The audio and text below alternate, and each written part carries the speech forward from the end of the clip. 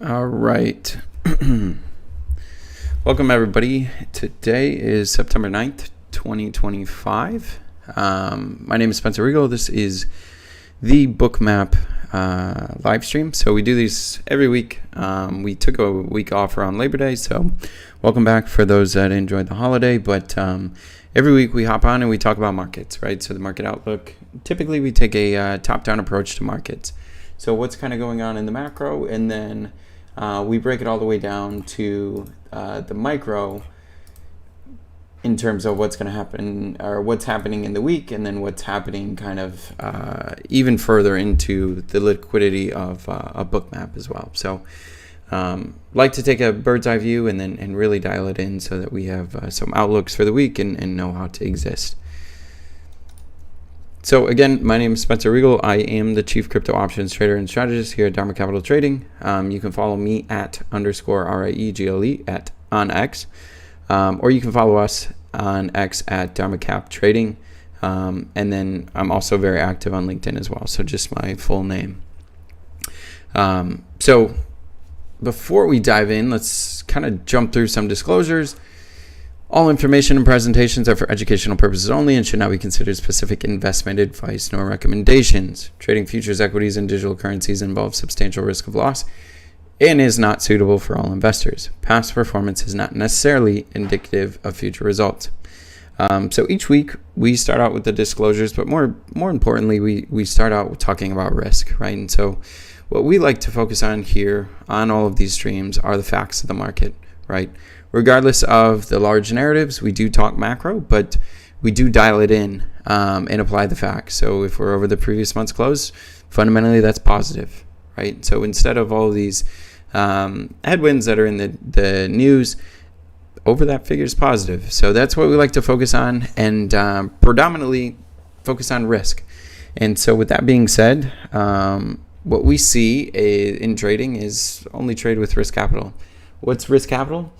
Capital you're willing to lose, right? And so if you need that capital for bills at the end of the month, groceries at the end of the week, or even for a better quality of life, right, to do something on your personal life on the weekends, that capital is not risk capital, and we actually see that to be best allocated in those streams and in those places, right? So predominantly risk capital in which you're willing to lose. The reason for that is the market presents opportunities, right? And so as a trader, we are taking on risk and assuming risk for a reward.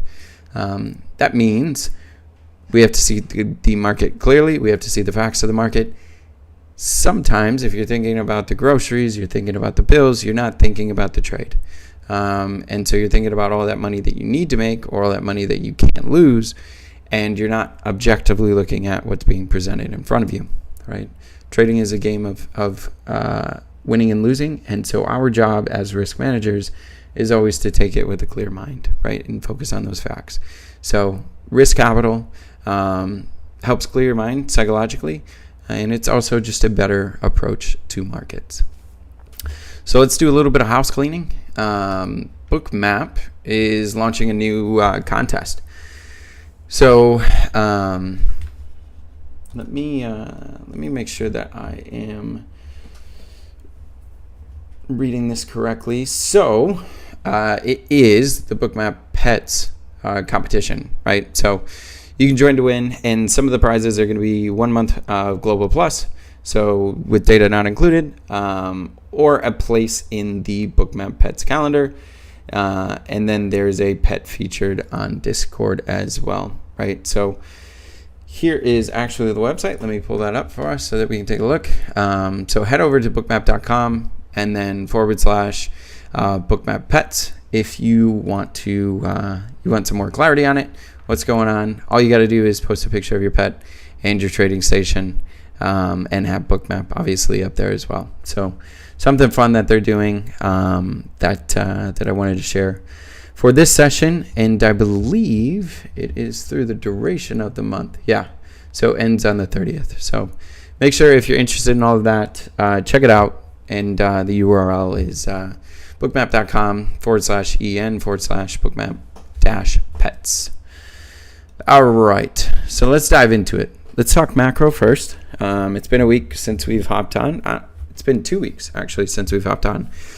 And we didn't really talk about much towards the latter half of August besides seasonality, right? And the reason for that is that bullish narrative we talked about for a majority of July. And honestly, I believe we talked about it towards the latter half of June. And so because markets are forward looking, typically on the streams, I don't like to talk about what's widely known, right? And the reason for that is because the market's already had opportunity to price it in, and therefore it's kind of old news. So obviously the market appreciated, and seasonality is still front and center, right? We're going to talk about the structure of the market. Structurally, the market is sound, right? So the fact of the market is we're still over positive price levels, which means as long as those levels hold, this market doesn't have to break down, right? Seasonally, September, October are typically tough markets for risk, right? But again, if everybody's talking about it, it may not happen, right? So we need to focus on the facts of the market. Fact of the market is currently in, I believe, well, we'll pull it up. I'll show it in a bit. But both Bitcoin and Ethereum are positively sound currently, but just compressing. So we got an incredible vol expansion in basically the latter half of last quarter into this quarter. And we've just digested. So priced all the way up to an all-time high in Ethereum. And we quickly reverted down to 4,000 again. And then from then on out, we're just doing absolutely nothing. And so vol 2 weeks ago, a 30-day vol was around a 75, and that's quickly reverted all the way back to a 65 where we stand today. So macro events to talk about, CPI, PPI, those are this week. If we get a hotter number in terms of inflation, right? So that would be concerning, and that potentially could be a catalyst to create some volatility short term prior to the FOMC. FOMC is the big one. So a week from this Wednesday and Thursday, right? Or sorry, a week from today and Wednesday. That is the big one. That's kind of where the market is watching, and it's not surprising that the market's not really doing much prior, right? So it's widely expected. The market is pricing in a rate cut. However, how we get there in the next 8 days matters. So these two readings have the potential to create some short-term volatility. Outside of that, the large impact is going to be next week for the FOMC. The FOMC most likely will be a catalyst. Up or down, who knows?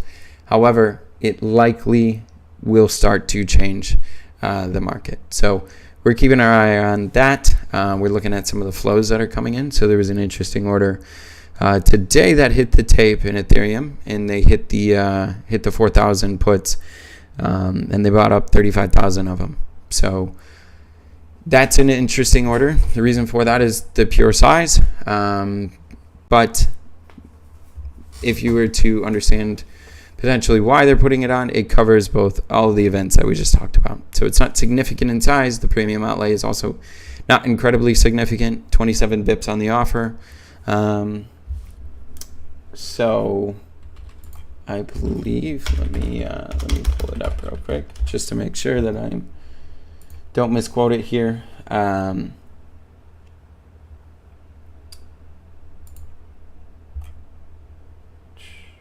Yeah.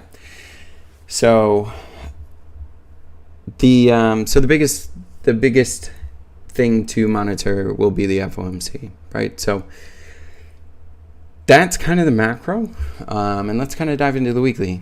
So for those that don't know, we did launch our website, so you guys can all check it out. Everything about us is on this website, from the about to advisory, analytics, academy. Our academy right now is free, and for the foreseeable future, it will be free. So by all means, check it out, especially if you enjoyed some of the things that we talk about here here today. So you can head over to sign up. You will see all these different subscriptions for the data and analytics that we're going to talk about today. But down here on the right side, you can see free registration for trader assessment and education, right? One thing to note is we offer free on most of our subscriptions anyways, first 2 weeks at the very least. And then if you're coming to us from Bookmap, just let us know, and then we might be able to work something out as well. But for that free trader and assessment and education, head over here, register, learn a little bit about yourself as a trader through that assessment, and then we have a ton of free stuff here in the academy, and it's quite extensive. So you'll see modules, you'll see quizzes, and we're continually rolling stuff out. So you can see all the way down to Trader Insights. That one's fun. That one's a little bit more psychological about who you are as a trader, kind of your thought processes and how to optimize trading, right? So all those are cool. Those are all free. Check those out. But what we talk about each week is our data and analytics. So these data and analytics, you'll see that we actually support multiple different asset classes, but for the most part here on the stream, we cover Ethereum and Bitcoin. So let's pull up Bitcoin first, and then we will dive into Ethereum. So one thing to note just off the top is we support multiple different durations. We even support in our institutional clients out further duration, right? A lot of institutional clients are settling up on the quarter, and therefore they're looking for data and analytics a little bit longer dated, and it's easier to move some size out there, right? So on the website, we support daily, weekly, monthly, which is some of what we see to be your very short duration, but also some of your very short-term durations. So on the stream, we talk about the weekly because we hop on every week. So that is the cool part about this. And let me pull it up a little bit more, and then I'll zoom out here just to stretch it. So one thing that we always talk about to start the session is the directional, right? And so that directional you can see stationed right around 110, just for all intents and purposes. It's like 64 points underneath it. But 110, call it that, fairly easy. And then you have this shaded zone here that basically encompasses the full directional. So over the directional is a positive price bias, under it is negative, right? Our level is stationed above the market, so we haven't had one of these in quite some time here in Bitcoin, but that basically means a negative sentiment bias.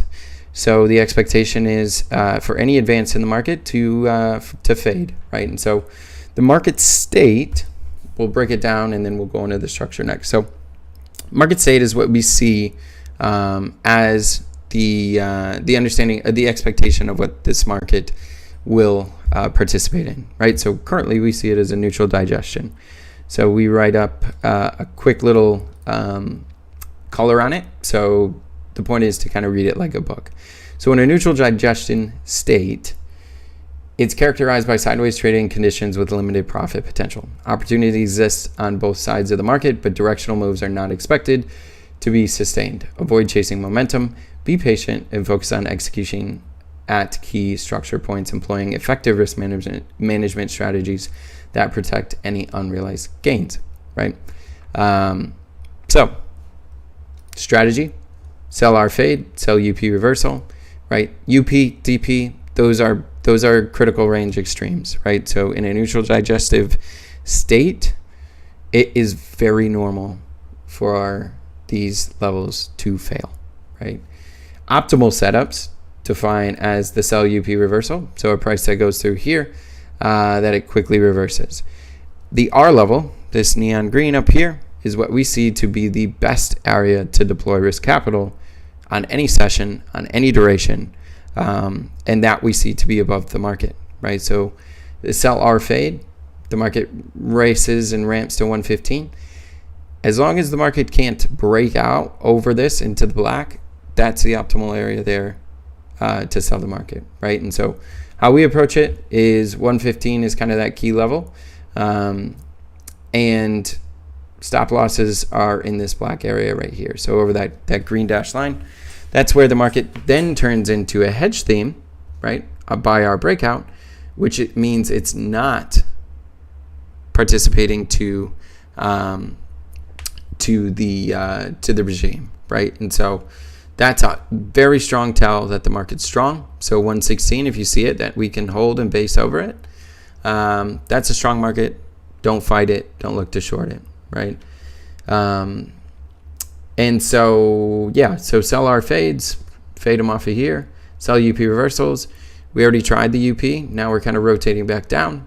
Market needs to hold 110. Otherwise, the expectation is we'll rotate lower, right? Where's that lower rotation? Critical range, all the way up here at the UP, down to the DP is normal, right? Symmetrical swing down to roughly 106,600, right? That positive or that negative variance here down to the positive variance here is what would be a very normal rotation for a digestive neutral state. So that's Bitcoin. We'll talk about the structure of the market. We kind of brushed over it, but the R level is at the UP. Range defines the upper extreme of this technical state, providing a negative sentiment bias below this price band. Typically in this structure, the market is searching for its lower digestive extreme, with this zone acting as the lid for the negative tone. Use caution on any new press lower, as difficult stop and go trading conditions are expected. A rise above the R level is expected to produce a more definitive positive shift in opinion, with a good chance of sparking a transition higher. If a transition is going to occur, the price action will maintain positive price and market structure above the UP, right? So if we get that advance to 116, a reversal through the R back that holds the UP, the expectation is that it just becomes digestive but positive, right? So instead of, you can see down here this figure here where you just fade the R level and it's perfect short down to the DP. As long as it keeps holding the UP, that's positive, right? So that's kind of what this is also dictating down here at the bottom. So let's toggle over here to Bookmap and see if we see some liquidity bands that are resting in alignment with kind of our data as well. So I see up here around 113.5, we have some resting liquidity. It's exact alignment with this critical range here, the UP, and that would be to expectation for a digestive neutral state, right? Downside, you have a resting band here right around 111, right? So 110,800. They're basically just supporting these lows. Don't see a ton of alignment there in the weekly. If we were to toggle over to the daily, I'm sure we would see it. Let me see. Yeah, we see the R level right here. So as long as this figure can hold, that's the expectation for kind of a reversion back to that 112 area, right? This data, however, rolls over in about 3 hours, so it's in the latter half of its value. So take it with a grain of salt. I would lean more on the weekly, as this has kind of already played out. UP down to the R level, we've already achieved that, and I'm looking more for alignment here off the weekly. So let's scale it down a little bit lower and then a little bit higher. 118, you have a resting liquidity band, basically right over here. So not much alignment up there, but the expectation after an R breakout would be for a potential explosive move, right? And so at minimum, the expectation would be a 117, but the more than likely the 121 is back in play. So that is Bitcoin. On the bid side, it's relatively light, so continue to look out there. But on the offer, those are the key bands that are kind of standing out. Let's toggle over to Ethereum.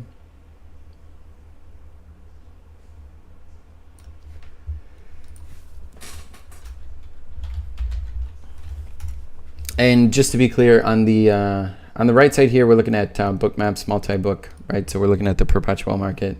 On the left side, we are also looking at the perpetual market. So that does matter because our data, we support spot markets as well. So each of them are going to have a little bit different readings. We even support multi-exchanges as well.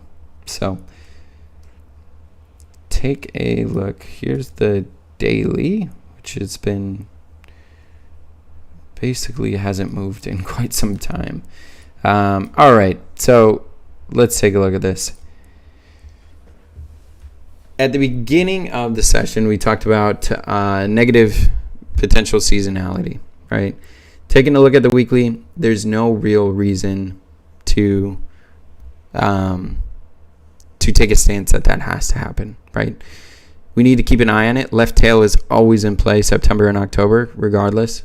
However, when and where it comes, who knows? As long as price holds up, you can't get too caught on one side, and we have to focus on the facts, right? So our level below the market, sentiment's positive, right? It's actually in direct alignment with the previous year's high, which is a major level. So that's a very important level to watch. So that becomes a very key focus area this week. And then over the directional, sentiment is both positive, price is both positive. So as long as 42.93.65 holds, there's no real reason to fade this market. There's a couple things to talk about. This market is compressing significantly. Vol has come in significantly. And just because the market is digesting and vol is compressing does not mean it has to stop, right? It almost needs a catalyst to move that market again, right? So it needs an equal or greater force to change the distribution of the market. And so where does it start? 4,300 is kind of that over under number, but it's 7 points under it roughly, right? So 42.93. And then where does it go, right?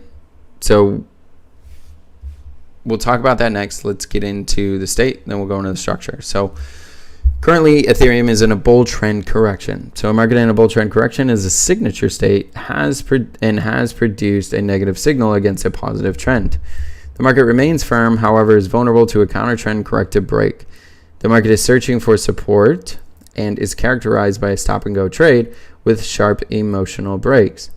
The corrective action can disappear quickly, so avoid leveraging up on any sell-off as the positive momentum will try to reestablish itself. A tell to a return to the bid is a capitulation reversal signal off support. A sustained break in the underlying positive structure is more likely to result in a shift into a neutral market state versus a negative transition.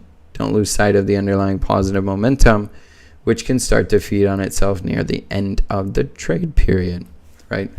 So end of the trade period, we cover CPI and we also cover PPI, right? So those are kind of, we alluded to it in the macro sense of our talk, but those absolutely can be catalysts short term. Sentiment. Markets in a bull trend correction. Signature state with the R level at the DP puts a negative signal in question and basically says prove it. If the market is indeed going to correct, it should break below the DPR level, right down here, and not look back. If defined properly, this price inflection point will provide an emotional release on the initial DPR level failure. If not, more the probe lower will be the expectation, with the market settling into a sideways trade and a neutral transitional shift in the condition. A positive reaction off the DP early in the section has the potential to be the start of a next leg higher for the bull trend. Work any positive structure, but respect the UP. This is the high point for any buying if the corrective nature of the condition is going to persist. A breakout above the UP is needed to negate corrective expectation and engage the bull trend for a new positive extension, right? So a couple things are, right? If we go to the strategy, a buy or fade is optimal. So a market that breaks here, right? Maybe it's tomorrow off the PPI. And then immediately bounces, right? This is defined risk. So 4,023 with stops under 39.86, defined risk. So if the market is good, it should hold this level and immediately return to the bid, right? If that's the case, it sets up for an interesting trade into the balance of the session, right? And we see the session to end specifically here on Saturday at 0 UTC, right? The next is a buy TP reversal. So a market that breaks under, right? Everybody thinks that it's going to 0 and immediately reclaims 4,000. That's a very good fake out that has legs, right? So respect the R level here, as this is a very crucial level this week. Hedge themes, right? So if the R level breaks down, that puts both the state, the structure, and the regime in question, right? So those are three things that are telling you that stop buying dips and look for opportunities lower, right? Worst case scenario, right? You buy them back 50 higher. Best case scenario, you get a chance to buy them 200, 300 lower, right? So under that figure, risk reward actually skews to the downside for opportunity.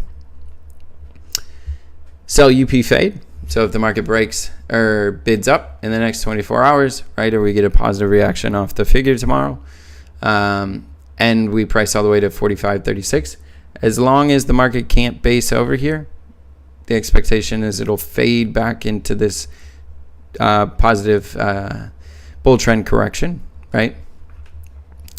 With this being the upper containment extreme, right? So that's what that was saying. And then the last piece here is positive break over the UP is needed to sustain and negate a bull trend correction, right? So if we get price over 45.81 that can hold 45.37, the figure, then by all intents and purposes, this market can really start to bid up again with the expectation 47, 4800s in play, if not 50-50, right? So that's the outlook for Ethereum. Let's take a look over here on the right side for Bookmap. We have resting bids right under 42.40, so 42.30-ish, which is just under the directional level here. So not a ton of congruence, but it is something to monitor and watch. More resting bids, 4,200, basically 42.30 down to 4,200. You have resting liquidity, but more importantly at 40.90, right? So just here over the R level is more of an important one to watch.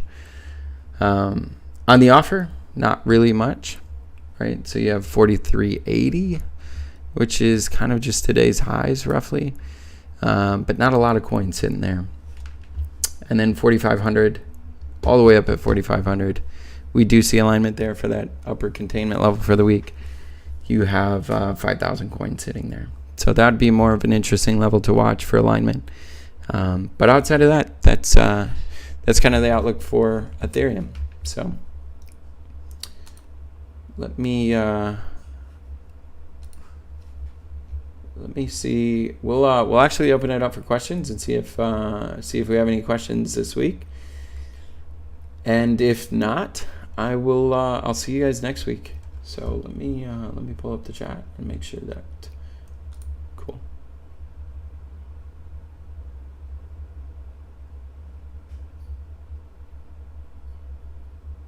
So Steven's asking, you saw the order hit the tape on the Greeks live? No, actually. So it was picked up on Paradigm. So Trade Paradigm is a liquidity layer for bilateral kind of trading, right? So a lot of times you'll see institutional liquidity transact on top of Trade Paradigm, and then it clears through Deribit. I believe now they have support for other brokers and exchanges as well. But no, this one in particular went through on Trade Paradigm.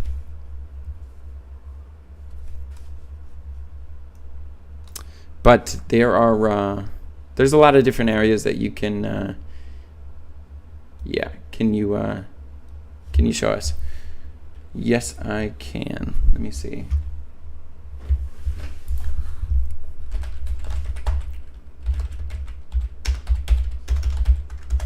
Let me see.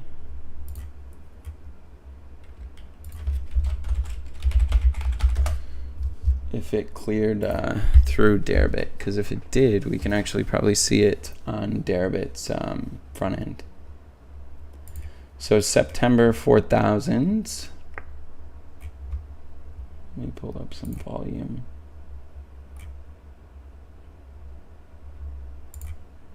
Let me see if I can pick it up.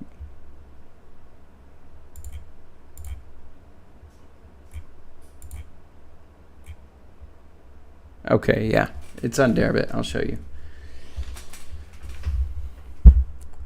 So for those that aren't familiar with, let me see here. I'll pull it up over here. Trade paradigm is a liquidity layer. So a lot of times you'll have OTC desk, you'll have institutional traders matching orders with each other and trying to transact in size.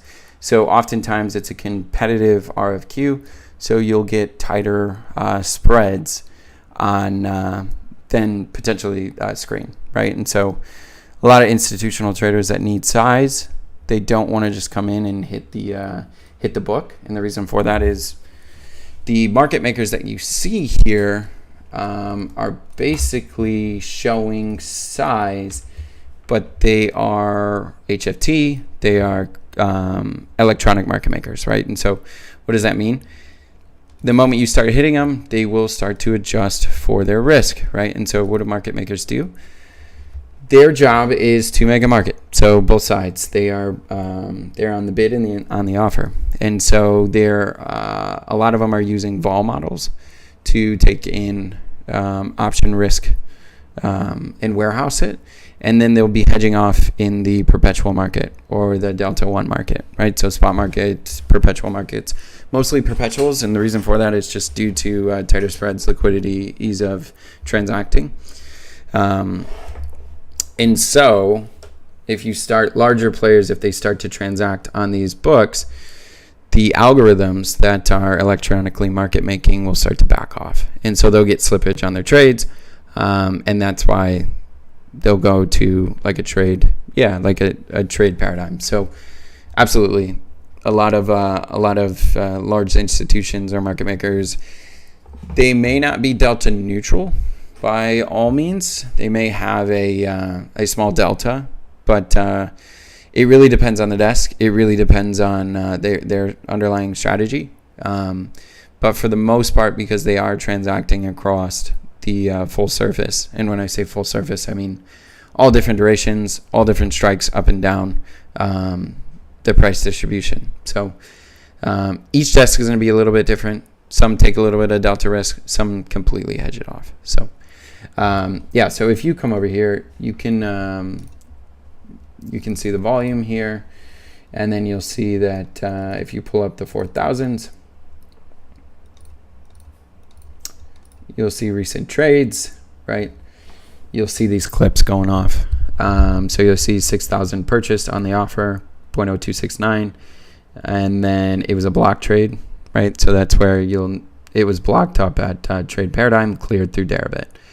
Another 4,000 here, right? This is all the same trade. 10,000 here, so that's 20,000.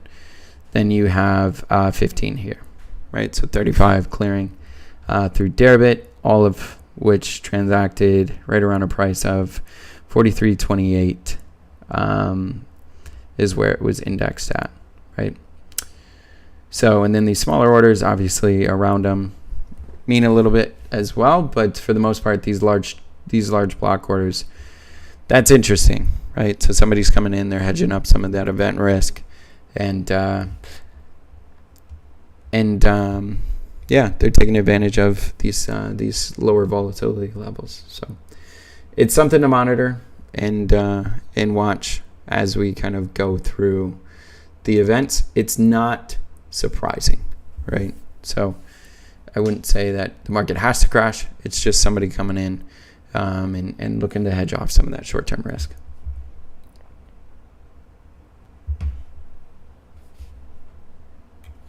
So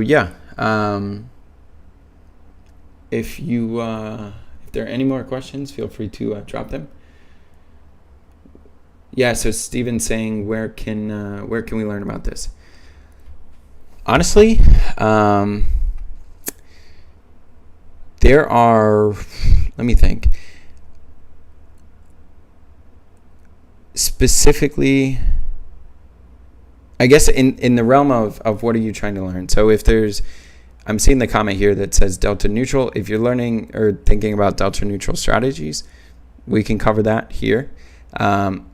We can pretty much cover all of this if you wanted to on the stream here. So anything that you're interested in, I can add it to the queue, and then we can cover it next week. So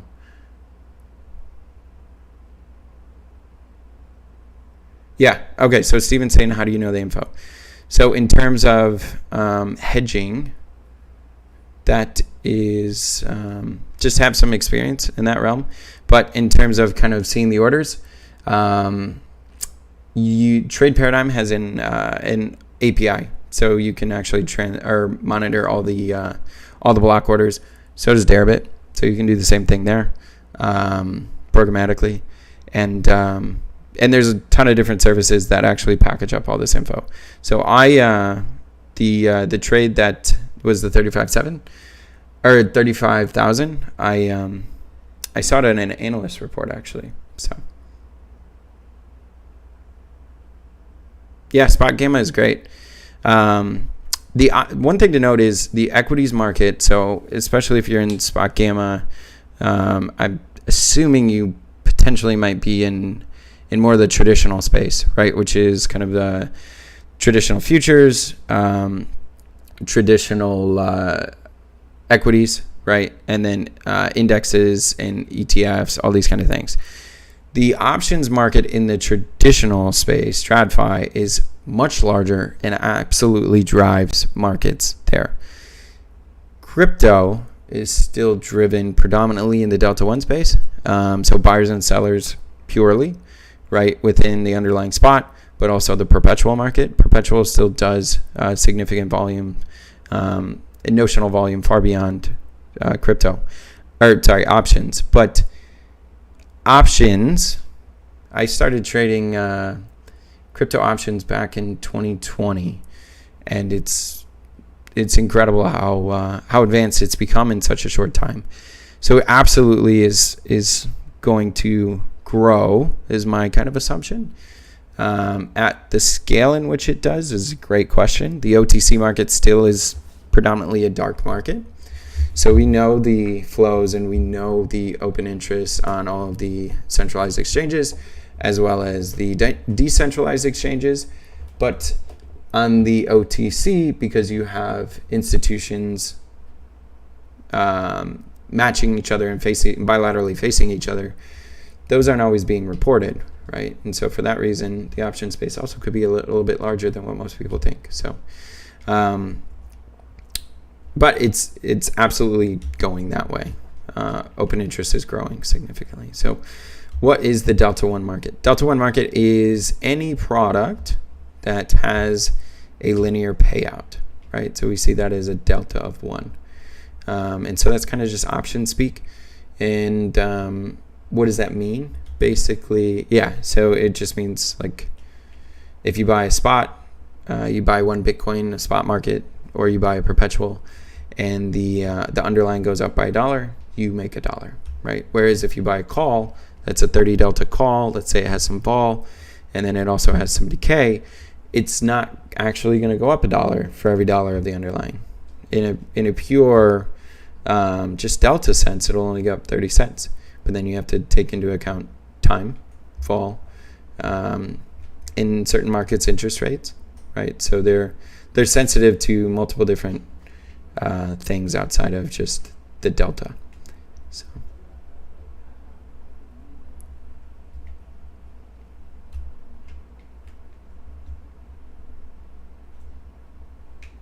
cool. Yeah, not a problem.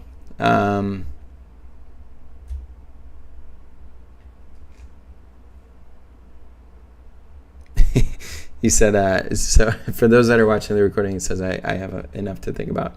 Absolutely. I mean, if you have any questions, we can cater the questions and kind of dive into segments over these weekly streams as well. So as long as it doesn't get too much, then we may have to prioritize for some time.